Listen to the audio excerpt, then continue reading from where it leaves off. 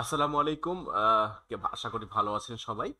তো আজকে আমরা শুরু করতে যাচ্ছি যে আমাদের যে জিওমেট্রি, আমাদের যে জ্যামিতির যে সিরিজ লেকচারটা চলছিল, তার হচ্ছে পার্ট 4। আজকে আমরা শুরু করব ত্রিভুজের বিস্তারিত, এবং ত্রিভুজের বিস্তারিত আজকে আমরা প্রথম অংশটি আলোচনা করব। আজকে আমরা ত্রিভুজের বেসিক কিছু বিষয় নিয়ে কথা বলবো, এবং দ্বিতীয় অংশে আমরা আস্তে আস্তে সামনের দিকে বাড়বো আর কি। তো আজকে আমরা শুরু করছি ত্রিভুজের বিস্তারিত, আমাদের যে টপিক তার প্রথম অংশ। তো দেখা যাক আমাদের এই বিষয়গুলোর মধ্যে কি কি রয়েছে, আজকের আমাদের যে আলোচ্য বিষয় তার মধ্যে কি কি রয়েছে আমরা ধীরে ধীরে দেখে ফেলি। আমরা শুরু করছি। আমরা চলে যাচ্ছি, প্রথমেই আমরা জানবো যে ত্রিভুজ আসলে কি। ট্রায়াঙ্গেল, ত্রিভুজের ইংরেজি প্রতিশব্দ হচ্ছে ট্রায়াঙ্গেল। এই ট্রায়াঙ্গেল বলতে আসলে কি বোঝায়? যে তিনটি রেখাংশ দ্বারা আবদ্ধ চিত্র একটি ত্রিভুজ। অর্থাৎ যদি তিনটি রেখাংশ এখানে দেওয়া হয়, যে আমি এখানে একটা চিত্র এঁকেছি এ বি সি, ওকে। তাহলে এই যে এখানে তিনটি রেখাংশ রয়েছে, একটি রেখাংশ হচ্ছে এ বি, আর একটি হলো বিসি, আর একটি হলো এসি। তিনটি রেখাংশ দ্বারা চিত্রটা কিন্তু আবদ্ধ হতে হবে। আমি যদি এরকম তিনটি রেখাংশ নেই, একটা নিলাম এই যে এটা, একটা নিলাম এই যে এটা, একটা এটা, তিনটি রেখাংশ কিন্তু এখানেও নিয়েছি, কিন্তু এখানে ত্রিভুজ বলতে পারি না। কারণ কি? এটা আবদ্ধ ক্ষেত্র তৈরি হয়নি, এটা আবদ্ধ ক্ষেত্র তৈরি হতে হবে। রেখাংশগুলোকে ত্রিভুজের বাহু বলে। অর্থাৎ এই যে এবি একটি বাহু, পিসি একটি বাহু, এসি একটি বাহু। যে কোনো দুইটি বাহুর সাধারণ বিন্দুকে শীর্ষবিন্দু বলে। এই যে এবি বাহুটা এবং এসি বাহুটা, এটা সাধারণ বিন্দু কোনটা? এ। অর্থাৎ এবি বাহু এবং এসি বাহু এ বিন্দুতে মিলিত হয়েছে, তাহলে এ একটা শীর্ষ। একইভাবে এবি বাহু এবং বিসি বাহু বি বিন্দুতে মিলিত হয়েছে, বি একটি শীর্ষ। একইভাবে এসি বাহু এবং বিসি বাহু সি বিন্দুতে মিলিত হয়েছে, সাধারণ বিন্দু এটি। তাহলে সেটাকে বলা হবে, এই যে তিনটি হচ্ছে শীর্ষবিন্দু। ত্রিভুজের যে কোনো দুটি বাহুর শীর্ষবিন্দুতে কোণ উৎপন্ন হয়। অর্থাৎ এই যে এই দুটো বাহু, এই দুটো বাহুর শীর্ষবিন্দুতে এখানে একটা কোণ তৈরি হয়েছে এ কোণ। একইভাবে এই দুটো বাহুর শীর্ষবিন্দুতে এখানে কোণ তৈরি হয়েছে বি কোণ, এবং এখানে তৈরি হয়েছে সি কোণ। ওকে। তাহলে আমরা কি দেখলাম? ত্রিভুজের তিনটি বাহু থাকবে এবং তিনটি কোণ থাকবে। তাহলে ত্রিভুজ বিষয়টা আমরা বুঝতে পেরেছি। ত্রিভুজ হচ্ছে তিনটি রেখাংশ দ্বারা আবদ্ধ একটি চিত্র। রেখাংশগুলোকে বলবো ত্রিভুজের বাহু। তাহলে তিনটি থাকবে শীর্ষবিন্দু এবং তিনটি হবে কোণ। তাহলে আমরা বিষয়টা ক্লিয়ার হয়ে গেলাম যে ত্রিভুজ জিনিসটা আসলে কি। ওকে। এখন ত্রিভুজ গঠনের শর্ত, যে ত্রিভুজ আঁকতে গেলে আমরা যদি তিনটি বাহু নিয়ে বা তিনটি রেখাংশ নিয়ে ত্রিভুজ তৈরি করতে চাই, যে কোনো তিনটি বাহু নিলেই কি ত্রিভুজ গঠন করা সম্ভব? এই বিষয়টা আমরা একটু জেনে নেই। ত্রিভুজের যে কোনো দুই বাহুর সমষ্টি তৃতীয় বাহু অপেক্ষা বৃহত্তর হবে। অর্থাৎ আমি যদি এখানে একটা 4 মিটার, একটা 5 মিটার, আর একটা 2 মিটার তিনটি বাহু দিলাম, তিনটি বাহু দিয়ে বললাম এই তিনটি বাহু দিয়ে কি ত্রিভুজ অঙ্কন করা সম্ভব কিনা, আমরা একটু চেক করে দেখবো কিভাবে। যদি এর দুটো বাহুর সমষ্টি 3 নম্বর বাহুটার থেকে বড় হয়ে যায়, তাহলে আমরা বলবো এটিতে ত্রিভুজ অঙ্কন করা সম্ভব। আমরা একটু চেক করে দেখি, 4 আর 5 এই দুটো যোগ করলে কত হয়? 9, যা 3 নম্বর বাহু 2 এর থেকে বড়। ওকে। আবার 5 এবং 2 যোগ করলে কত হয়? 7, যা 3 নম্বর বাহু 4 এর থেকে বড়। হিসাব করা যায়। আবার আমি যদি বলি 4 এবং 2 এ দুটো যোগ করলে কত? 6, যা 5-এর থেকে বড়। অর্থাৎ যে কোনো দুটি বাহুর যোগ করে যদি 3 নম্বর বাহুটির যোগফলের থেকে 3 নম্বর বাহুটির থেকে বড় হয়, অর্থাৎ দুটি বাহুর যোগফল যদি 3 নম্বর বাহুটির থেকে বড় হয়, তাহলে এটা দিয়ে ত্রিভুজ গঠন করা সম্ভব। এখন তাহলে আমরা বুঝতে পারছি এই তিনটি বাহু দিয়ে ত্রিভুজ গঠন করা সম্ভব হবে। আমি যদি এখন এরকম দিই, একটা দিলাম 1 মিটার, একটা দিলাম 2 মিটার, এবং আরেকটা দিলাম হচ্ছে 4 মিটার। ওকে।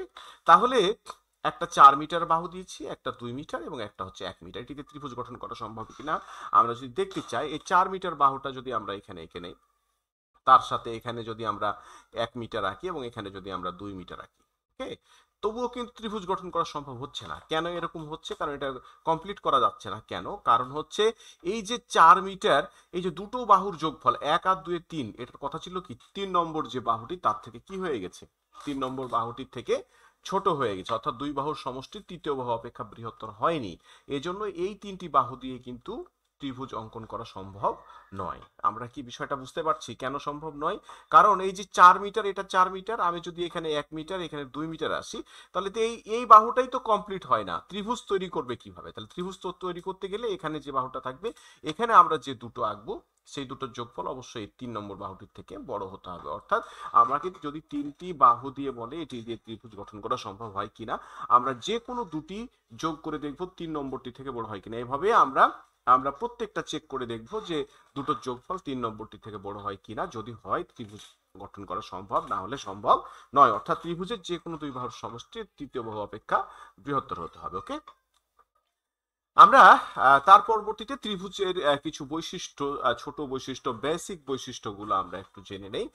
ত্রিভুজের বাহু তিনটির দৈর্ঘ্যের যে সমষ্টি, অর্থাৎ আমি যদি এটা ত্রিভুজ লিখি, ত্রিভুজ এ বি সি, তাহলে এখানে তিনটি বাহু এ বি, বিসি এবং এসি, এই তিনটি বাহুকে যদি যোগ করি, সাপোজ এটা হচ্ছে 4 মিটার, এটাও 4 মিটার, এটা 4 মিটার, তাহলে 4 4 8 আর 4 12 মিটার। এটাই হচ্ছে ত্রিভুজটির পরিসীমা, অর্থাৎ A B plus BC plus AC, অর্থাৎ তিনটি বাহুকে যোগ করলে যে দৈর্ঘ্যটা পাওয়া যায় সেটাই হচ্ছে ত্রিভুজটির পরিসীমা বা পেরিমিটার। ওকে, তাহলে পরিসীমার ইংরেজি প্রতিশব্দ হচ্ছে পেরিমিটার। ওকে, তাহলে আমরা এটা বুঝতে পারলাম যে একটি ত্রিভুজের পরিসীমা কি করে বের করা যায়। তাহলে পরিসীমা হচ্ছে ত্রিভুজের বাহু তিনটির যোগফল। ওকে, এখন আমরা দেখবো যে ক্ষেত্রফলটা কি। এই যে এই পরিসীমার ভিতরে যে এই জায়গাটুকু রয়েছে, এই যে জায়গাটুকু অর্থাৎ আবদ্ধ ক্ষেত্রটুকু, এই টোটাল জায়গাটুকুই হচ্ছে ক্ষেত্রফল। ত্রিভুজের বাহুগুলো দ্বারা সীমাবদ্ধ ক্ষেত্রকে ত্রিভুজ ক্ষেত্র বলে। ত্রিভুজ ক্ষেত্রকে আমরা বলতে পারি এরিয়া অফ ট্রায়াঙ্গেল। এরিয়া মানে হচ্ছে আমরা ক্ষেত্রফল বলতে পারি। তাহলে এই ত্রিভুজের ক্ষেত্রফল আমরা কি করে বের করব? ওকে, ত্রিভুজের ক্ষেত্রফল ধরা হয় হাফ গুণিত ভূমি গুণিত উচ্চতা। ওকে, হাফ গুণিত ভূমি গুণিত উচ্চতা কেন? আচ্ছা, আমরা যদি এই জায়গাতে আমরা আর একটি ত্রিভুজ যদি আমরা এখানে নেই, ওকে, ঠিক এই ত্রিভুজটা সমান করেই আমরা একটা ত্রিভুজ এখানে নিতে চাই। ওকে, আমরা এটাকে কপি করে এই ত্রিভুজটার সমান একটা ত্রিভুজ আমরা এখানে নিলাম। ওকে, এই যে ত্রিভুজটা আমরা নিলাম, একেবারে সমান ত্রিভুজ, এই ত্রিভুজটাকে আমরা একটু ঘুরিয়ে আমরা এই জায়গাতে একটু বসাতে চাই। ওকে, এই যে আমরা এই জায়গাতে এটার সাথে মিলাই দিলাম, আর একটু বেশি ঘুরে গেছে, একটু কম করে ঘুরিয়ে এখানে বসাই দিলাম। ওকে, এই যে আমরা এখানে বসাই দিলাম, যদি এখানে বসায় দিয়ে একটা ঘটনা ঘটে গেছে। ঘটনাটা কি ঘটেছে? এই দুটো ত্রিভুজ মিলে একটি চতুর্ভুজ তৈরি করে ফেলেছে, এবং এই চতুর্ভুজটার আমরা চেহারা দেখতে পাচ্ছি কি একটা সামন্তরিকের মতো, তাই না? আমরা সামন্তরিকের ক্ষেত্রফল কি জানি? আমরা সামন্তরিকের ক্ষেত্রফল জানি যে ভূমি গুণিত উচ্চতা, ভূমি গুণিত উচ্চতা। তাহলে এই যে সামন্তরিকের ক্ষেত্রফল, এই সামন্তরিকটির মধ্যে ত্রিভুজ কয়টি রয়েছে? দুটি। আমরা তো দেখলামই যে দুটো ত্রিভুজকে নিয়েই কিন্তু এখানে বসাইছে, অর্থাৎ এটি একটি ত্রিভুজ এবং আমাদের এই পাশে এটি একটি ত্রিভুজ। এই দুটো ত্রিভুজ নিয়ে সামন্তরিক তৈরি হয়েছে। আর সামন্তরিকের ক্ষেত্রফল আমরা কি পেলাম? ভূমি গুণিত উচ্চতা। তাহলে যেহেতু এই ত্রিভুজটাকে যদি এখানে আমি সরায় দিই, তাহলে ক্ষেত্রফলটা কি হয়ে গেল? অর্ধেক। তার মানে ভূমি গুণিত উচ্চতার হচ্ছে অর্ধেক। তার মানে আমরা ত্রিভুজের ক্ষেত্রফল হচ্ছে ভূমি গুণিত উচ্চতা, তার হচ্ছে অর্ধেক। কারণ একটা সামান্তরিকের ভিতরে আমরা দুটি সমান ক্ষেত্রফল বিশিষ্ট ত্রিভুজ গঠন করতে পারি। শুধু তাই না, আমরা যদি সামান্তরিক চিন্তা না করে আমরা যদি এখানে একটা আয়তক্ষেত্র চিন্তা করতাম, এই যে এরকম একটা আয়তক্ষেত্র চিন্তা করতাম, ওকে, এটা আয়তক্ষেত্র, এগুলো নিয়ে বিস্তারিত ক্লাস হবে পরে চতুর্ভুজ অংশে, আমরা জাস্ট একটু জিনিসগুলো নিয়ে আসলাম। আয়তক্ষেত্র যদি নিয়ে আসতাম, আয়তক্ষেত্রের বেলায় কি হয়? আয়তক্ষেত্র কিন্তু সামান্তরিক এবং আয়তক্ষেত্রের পার্থক্য হচ্ছে যে সামান্তরিকের বেলায়, আমি যদি এটাকে সামান্তরিক আবার একটু কমপ্লিট করি, তাহলে পার্থক্যটা হচ্ছে কি? এখানে কোণগুলো সমকোণ নয়, কিন্তু এখানে কোণগুলো হচ্ছে সমকোণ। ওকে, তাহলে এটার ক্ষেত্রফল কিন্তু এই যে আমরা ক্ষেত্রফল বলতে কি বুঝি? এই জায়গাটুকু। তো এই জায়গাটুকুর ক্ষেত্রফল কি? এই জায়গার ক্ষেত্রফল হচ্ছে এই যে আমাদের দৈর্ঘ্য গুণিত প্রস্থ, একই কথা। এটা হচ্ছে উচ্চতা, এটা যদি আমরা ভূমি ধরি তাহলে ভূমি গুণিত উচ্চতা। তাহলে আয়তক্ষেত্র এবং সামান্তরিকের ক্ষেত্রফল দৈর্ঘ্য গুণিত প্রস্থ, ভূমি গুণিত উচ্চতা। আমরা এই জায়গাতে দৈর্ঘ্য গুণিত প্রস্থ বলতে পারছি কেন? এখানে 90 ডিগ্রি কোণ অ্যাঙ্গেল তৈরি হয়ে আছে, এই জন্য এটাকে আমরা উচ্চতা, আমরা এর আগের ভিডিওগুলোতে বলেছি উচ্চতা বের করার সময় সব সময় একটি রেখাংশের উপর আরেকটি রেখাংশ কি হবে? লম্ব হবে। তাহলে এখানে উচ্চতাও আমরা বলতে পারি, আবার এটাকে প্রস্থ কিন্তু আমরা বলতে পারি, যে দৈর্ঘ্য গুণিত প্রস্থ। তাহলে এটাকে যদি আমরা ভাগ করি, দুই ভাগে যদি এটাকে আমরা ভাগ করি, তাহলে এখানেও কিন্তু আমরা দুটো ত্রিভুজ সমান ক্ষেত্রফল বিশিষ্ট পাবো। এই যে এটা একটি ত্রিভুজ এবং এটা একটা ত্রিভুজ। তাহলে একইভাবে আমরা যদি এটার ক্ষেত্রফল বলি ভূমি গুণিত উচ্চতা, তাহলে এই ত্রিভুজটির ক্ষেত্রফল কি হবে? ভূমি গুণিত উচ্চতা ডিভাইড বাই 2। তাহলে ত্রিভুজের ক্ষেত্রফল আমরা পাচ্ছি যে হাফ গুণিত ভূমি গুণিত উচ্চতা। ওকে, তাহলে আমরা ত্রিভুজের পরিসীমা এবং ত্রিভুজের ক্ষেত্রফল আমরা কিন্তু বের করতে পারি। এখন প্রশ্ন হচ্ছে এখানে ত্রিভুজের উচ্চতা কোনটুকু? এখানে তো কিন্তু উচ্চতা কিন্তু এখানে অঙ্কন করা হয়নি। ওকে, আমরা এই বিষয়টা একটু দেখি যে ত্রিভুজের উচ্চতা আসলে কোনটুকু। আমরা চলে যাচ্ছি পরবর্তী স্লাইডে। তাহলে আমরা এখন বিষয়টা দেখবো যে ত্রিভুজের উচ্চতা কোনটুকু আসলে। এই যে আমরা এখানে একটা HFG একটা ত্রিভুজ এঁকেছি, এই যে HFG একটা ত্রিভুজ এঁকেছি। এই ত্রিভুজের FG বাহুর মধ্যবিন্দু হচ্ছে I। আবার এখানে আমরা একটা BCA বা ABC ত্রিভুজ এঁকেছি। এবিসি ত্রিভুজের বি বিন্দু থেকে আমরা এসির উপরে বিডি কিন্তু আমরা লম্ব এঁকেছি, এই যে একটা লম্ব, ওকে, এটা কিন্তু লম্ব। কিন্তু এখানে কিন্তু এই যে এইচ আই এটা কিন্তু লম্ব না, এটা কি করেছি, এফ জি যে বাহুটা রয়েছে তার আমরা মধ্যবিন্দু নিয়েছি। মধ্যবিন্দুটা কি, আই, এই যে আই আট লেখা হয়েছে এখানে, তাহলে মধ্যবিন্দুটা হচ্ছে এখানে আই। তাহলে ত্রিভুজের যে কোনো শীর্ষ থেকে তার বিপরীত বাহুর মধ্যবিন্দু, তাহলে আমরা কি বলছি, শীর্ষ থেকে বিপরীত বাহু, তাহলে এই যেটা শীর্ষ এইচ, তার বিপরীত বাহু কি এফ জি, তার মধ্যবিন্দু আই। তাহলে যে কোনো শীর্ষ থেকে তার বিপরীত বাহুর মধ্যবিন্দু যোগ করলে যে রেখাংশটা পাওয়া যায় এটার নাম কিন্তু মধ্যমা। কি নাম এটার নাম, এটার নাম হচ্ছে মধ্যমা।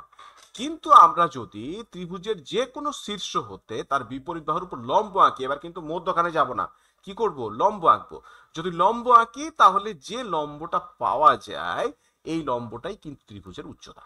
ওকে, তাহলে আমরা কি বলছি, যে কোনো শীর্ষবিন্দু হতে বিপরীত বাহুর উপর লম্ব দূরত্বই হচ্ছে ত্রিভুজের উচ্চতা। তাহলে এখান থেকে যে লম্ব দূরত্ব মানে মধ্যখানে যেটা যাবে সেটা কিন্তু মধ্যমা। হ্যাঁ, যদি আমাদের উচ্চতা বলতে হয় তাহলে কিন্তু শীর্ষ থেকে কি আঁকতে হয়, লম্ব। তাহলে একইভাবে যদি আমি জি বিন্দু থেকে আমরা এই দিকে যদি একটা মধ্যমা আঁকতে চাই তাহলে কি করতে হবে, এইচ এফ এর একটা এইচ এফ বাহুর একটা মধ্যবিন্দু নিতে হবে এবং এখান থেকে যোগ করলে আমরা কি পাবো, একটা মধ্যমা পাবো। আবার তাহলে এই যে এখান থেকে আমরা এটা যোগ করলে কি পাবো, এখানে একটা মধ্যবিন্দু মধ্যমা পাবো। ঠিক আছে, তাহলে এটা যদি আমরা জি কে দিই তাহলে এটা একটা মধ্যমা। আবার যদি এই বাহুর মধ্যবিন্দু আমরা নেই, বিপরীত শীর্ষ থেকে যোগ করি, তাহলে আমরা কি পাবো, এখানেও কিন্তু আমরা একটা মধ্যমা পাবো। ওকে, এটাকে আমরা যদি বলি এম, তাহলে এফ এম হচ্ছে আমাদের একটি মধ্যমা। তাহলে ত্রিভুজের মধ্যমা কয়টি, তিনটি, অর্থাৎ বিপরীত শীর্ষ থেকে যে কোনো বিপরীত বাহুর মধ্যবিন্দু সংযোজক রেখাংশই হচ্ছে মধ্যমা। তাহলে ত্রিভুজের যে কোনো শীর্ষবিন্দু হতে বিপরীত বাহুর মধ্যবিন্দু পর্যন্ত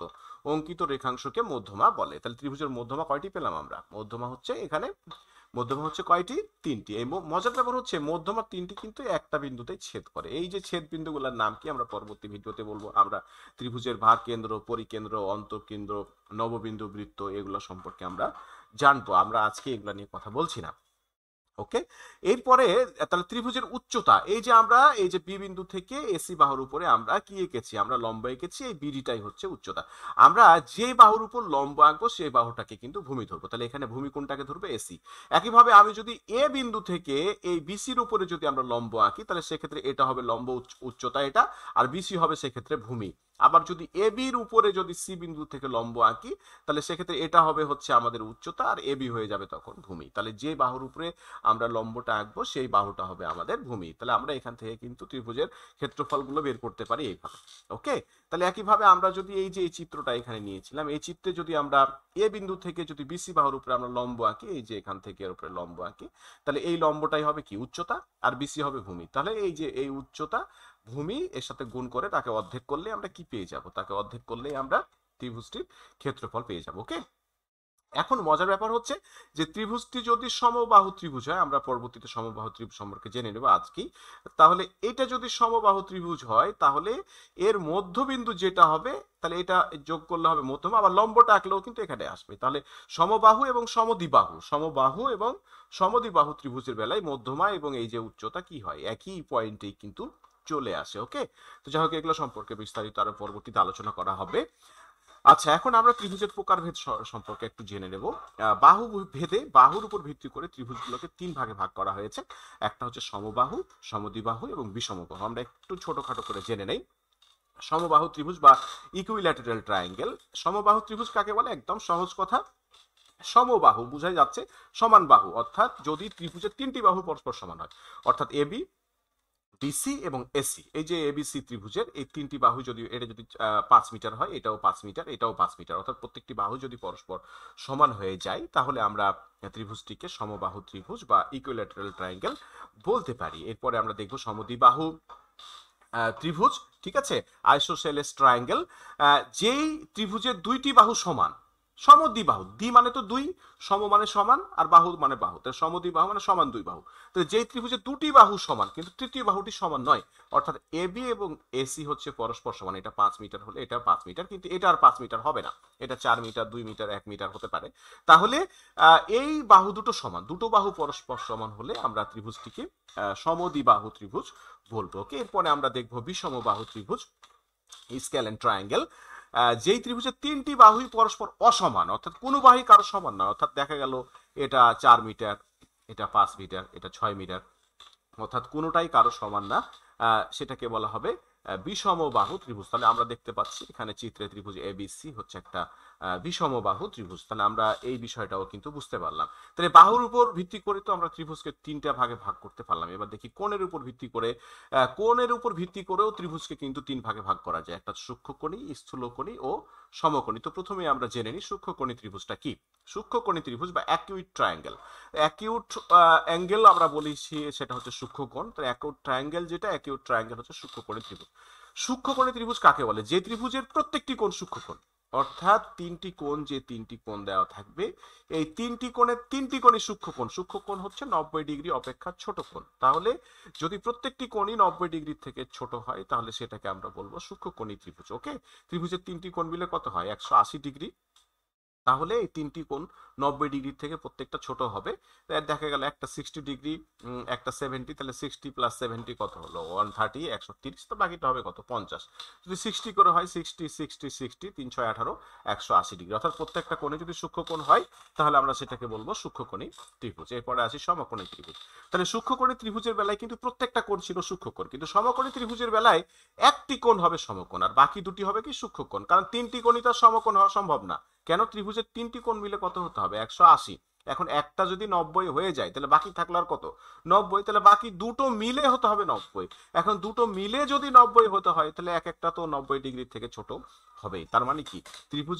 ত্রিভুজের একটি কোণ সমকোণ অর্থাৎ 90 ডিগ্রি, যেখানে আমরা দেখতে পাচ্ছি এফ কোণটা হচ্ছে 90 ডিগ্রি, এবং বাকি দুটো হচ্ছে এই যে এই দুটো কোণ হচ্ছে সূক্ষ্মকোণ। তাহলে সেটাকে বলবো আমরা সমকোণী ত্রিভুজ। ওকে, এরপরে হচ্ছে আমরা চলে যাব স্থূলকোণী ত্রিভুজ। একই কথা, যদি কোনো ত্রিভুজের একটি কোণ স্থূলকোণ হয়, একটি কোণ, অর্থাৎ একটি কোণ হচ্ছে 90 ডিগ্রি থেকে বড় হবে, এবং বাকি দুটো যদি সূক্ষ্মকোণ হয়, তাহলে একটি কোণ যদি 90 ডিগ্রি থেকে বড় হয় বাকি দুটো তো সূক্ষ্মকোণ হতে বাধ্যই। তাহলে এরকম ত্রিভুজকে আমরা বলবো স্থূলকোণী ত্রিভুজ। তো ওকে, আজকে আমরা আর বেশি আলোচনা করছি না। আমরা এর পরবর্তীতে আমরা ত্রিভুজের বিভিন্ন প্রপার্টি, বিভিন্ন উপপাদ্য, বিভিন্ন বৈশিষ্ট্যগুলো আমরা ধীরে ধীরে জানবো। ত্রিভুজের যে বেসিক বিষয়গুলো, ত্রিভুজের যে প্রকারভেদগুলো আমরা এগুলো জানলাম, ক্ষেত্রফলটা কি, আমরা পরিসীমাটা কি আমরা বুঝতে পারলাম। সাথে সাথে আমরা কোন ত্রিভুজের ইংরেজি প্রতিশব্দটাকে এটা মাথায় রাখতে হবে, কারণ ব্যাংকের পরীক্ষাগুলোই বা পেট্রো বাংলায় যে পরীক্ষাগুলো হয় অনেক সময় লিখিত প্রশ্নগুলো ইংরেজিতে হয়ে থাকে। তো এই বিষয়গুলো একটু মাথায় রাখতে হবে। তো ভালো থাকবেন সবাই, ভালো থাকবেন সবাই, আজকে এই পর্যন্তই। খোদা হাফেজ।